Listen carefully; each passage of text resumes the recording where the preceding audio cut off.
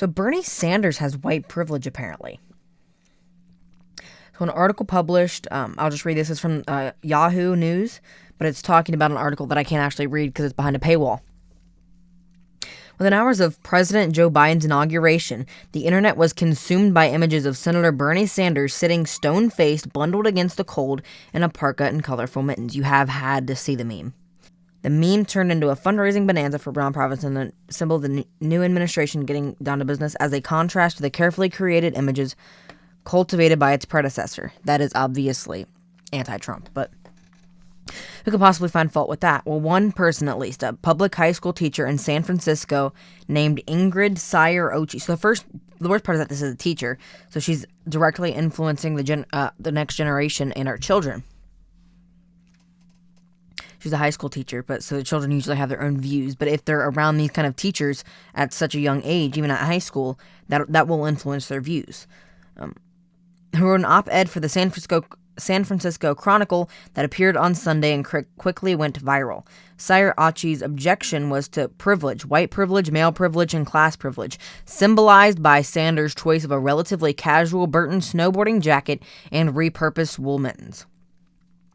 Sayer-Ochi addressed the topic with her students. That's a bad thing if you address white privilege from a guy wearing a coat and mittens in front of your students, who were also upset by what they saw as an implicit message being delivered by Sanders' choice of outerwear. What did they see? They saw a white man in a puffy jacket and huge mittens, distant not only in his social distancing, but in his demeanor and attire, Sayer-Ochi wrote, adding, "What did I see? What did I think my student should see? A wealthy, incredibly well-educated and privileged white man showing up for perhaps the most important ritual of the decade in a puffy jacket and huge mittens. I seriously don't know many poor or working class or female or struggling to be taken seriously folk who would show up at the inauguration of our 46th president dressed like Bernie." Prior to the inauguration, Sayer-Ochi had also had her students analyze images of the January 6th riot by supporters of former President Donald Trump at the U.S. Capitol. "This," she told her students about the images from that day, "is white supremacy. This is white privilege. It can be hard to pinpoint, but when we see it, we know it." So I don't know what grade she teaches, what class she teaches. If she teaches a government class, she still shouldn't be saying it's white privilege because there were people of every color there. So it's not just white privilege because there were white people there. That makes no sense. Like, Bernie Sanders is Jewish. I don't know what kind of privilege he has there.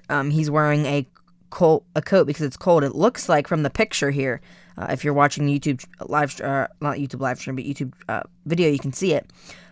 He looks like he has suit pants on, suit shoes. He just has a jacket on, and he has mittens that was made by someone who made them for him on his campaign. I don't see a problem with that. I don't know, maybe I'm just weird like that. I'm not sure.